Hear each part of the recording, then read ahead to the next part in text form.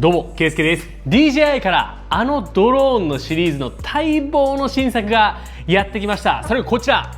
DJI Air 3S です。DJI のドローンたくさんありまして、最近だと NEO とか、あとは FPV ドローンのアバータとかも出てますけども、いろんなドローンある中で、もともとは Mavic Pro とか Mavic Air とかその辺のがありました。今は DJI ね、ミニシリーズ、ここにあるミニ4 Pro とかね、あとは Mavic シリーズってもう上位のモデルになりましたけども、Mavic 3 Cine とか、そういうシリーズもある中で、間の Air シリーズ、特に Air S シリーズっていうのが僕にとってはめちゃめちゃちょうどいいドローンだと思っていて、ずっとこちらの DJI Air 2S を使っていました。それが今回待望の進化をしまして Air 3S になったんですけども、こいつもとんでもない、もう本当にエアーってこれ言ってもいいんですかという風にね、サイズもアップしてるし、もちろん画質も性能もかなりパワーアップしてます。冒頭でも動画を流してみましたが、もう本当にこんな感じの映像がプロじゃなくても撮れちゃうというのがもう今の時代の DJI の新しいドローンです。ということで僕今回こちら DJI Air 3S 使わせていただきましたので、どういうところがいいのか、どういうところが進化しているのか、思いっきり語っていきたいと思います。早速いってみましょう。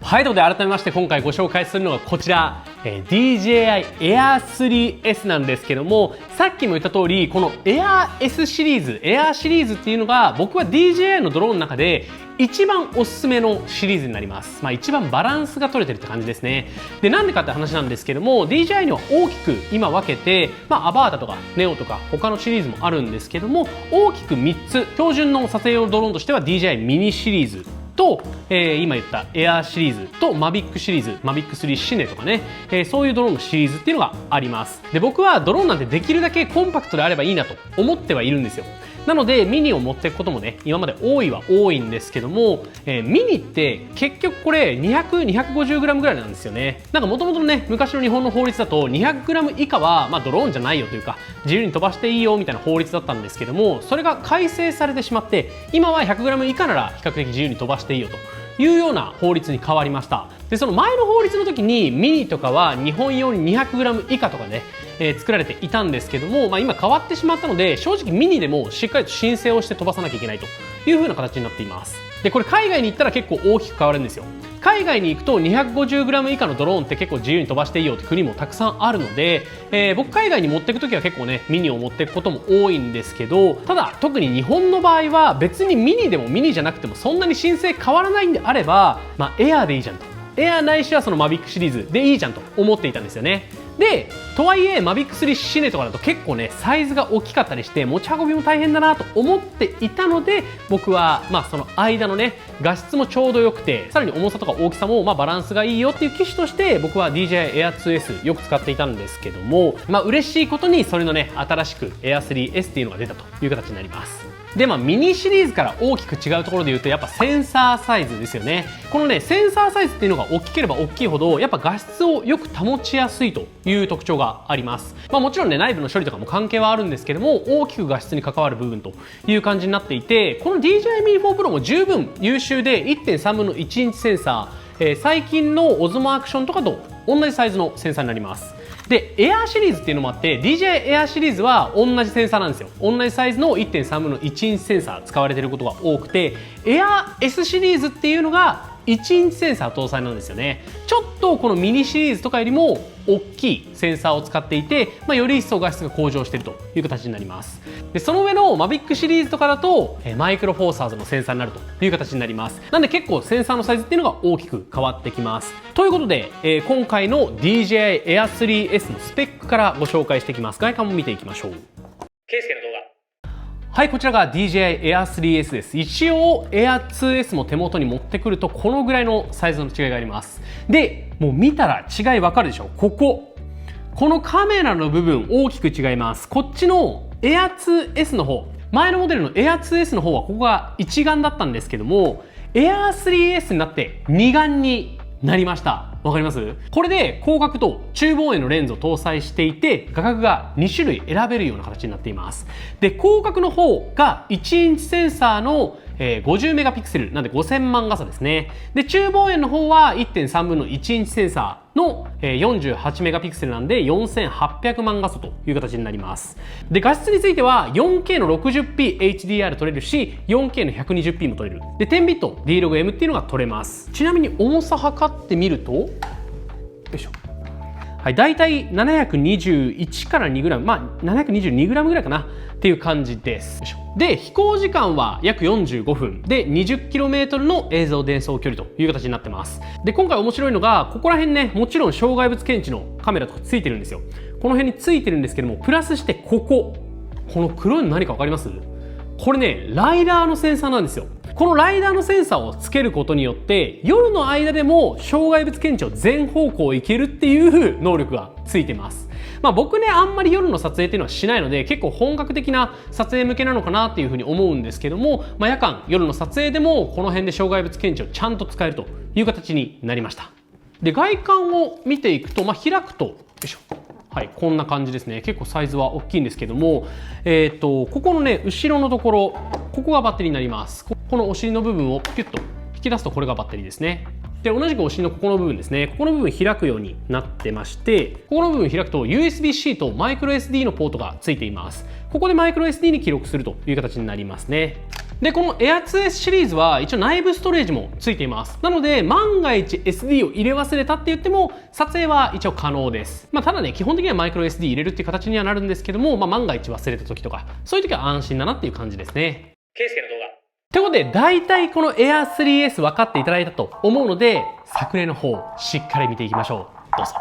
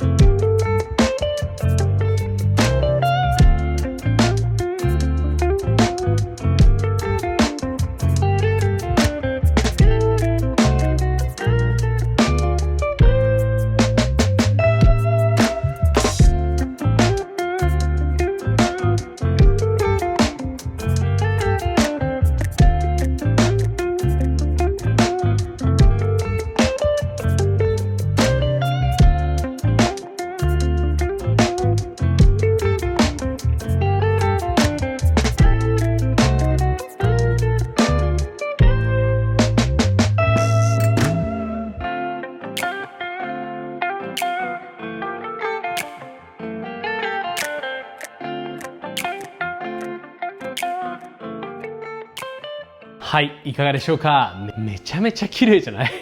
特にやっぱ広角のまず画質ね。広角の画質、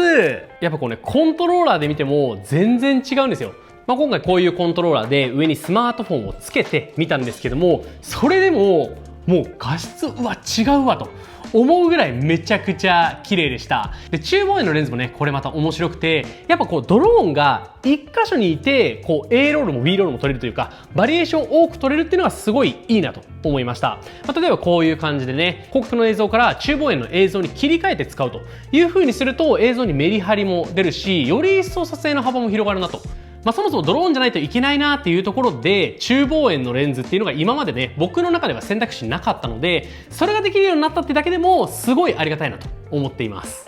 で、まあ比較するのは酷なんですけども、このね、ミニシリーズとも比較してみました。ちょっと映像の違いは見てほしいんですけども、やっぱり精細さ、細かい精細さっていうのがまず一つ違うのと、あとダイナミックレンズですね。これもかなり違います。まあ、Air3S の方はすごく広いダイナミックレンズで撮影できてるなっていうのが分かりますね。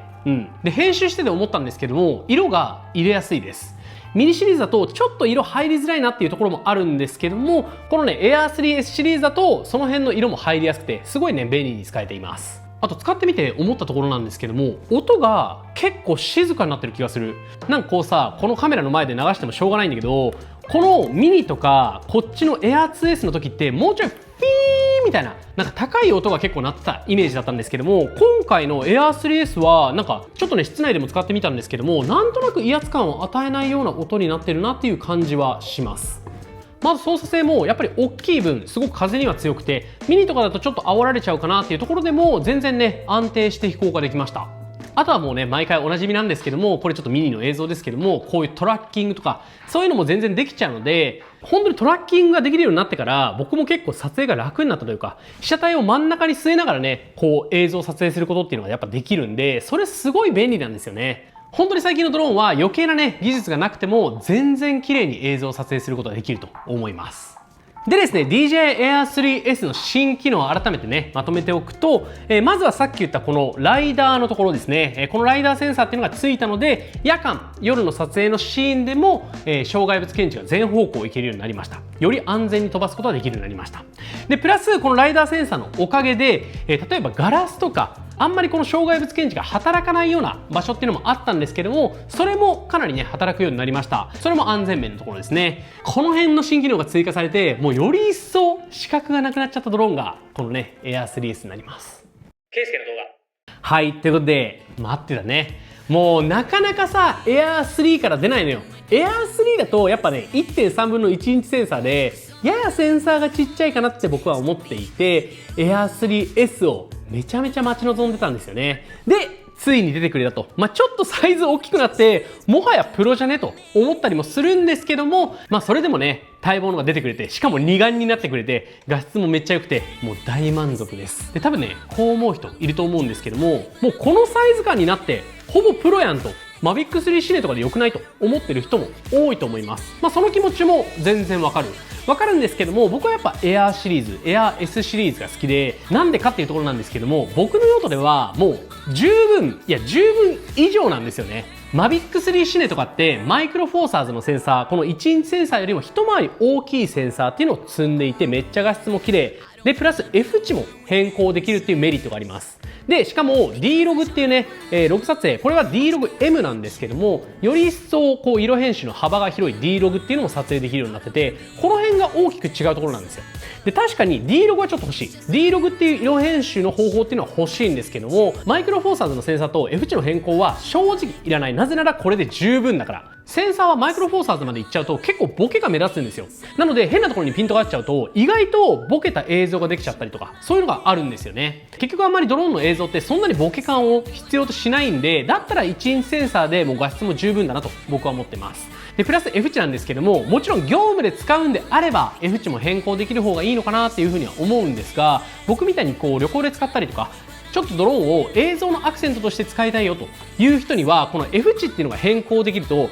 逆にいろんな面考えなきゃいけなくなったりして、ちょっと面倒なんですよね。結局ね、ドローンの映像って僕はね、外で使うことも多いし、明暗差も激しいし、ほぼオートで撮ってます。だったら別にね、上の高いモデル買わなくても、この辺の Air 3S でもう十分じゃんと。画質も満足してるし、性能も十分なんだから、よりちょっとコンパクトで、より安いのでいいんじゃないというのが僕の結論です。てな感じで、日本で撮影するときは、おそらくこれをね、メインにしていきます。海外で撮影するときは結構国によってね、条件が違うんで、もちろん持っていくときもあるんですが、やっぱあんまり規制のかからないミニの方が飛ばしやすかったりもね、するので、海外はもしかしたらミニの方を持っていくかもしれないんですけども、日本はこれをね、ガンガン使っていこうと思いますので、ぜひまた映像ができたら見てくれると嬉しいなと思います。ということで、今回はこちら DJI Air 3S の紹介でございました。気になった人は概要欄のリンクからチェックしてくれると嬉しいなと思います。ということで今回の動画はこの辺にしたいと思います。今回の動画がいいと思ってくれた方は高評価ボタン、チャンネル登録もぜひよろしくお願いします。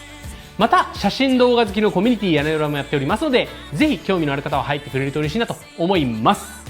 それではまた次の動画でお会いしましょう。バイバイ。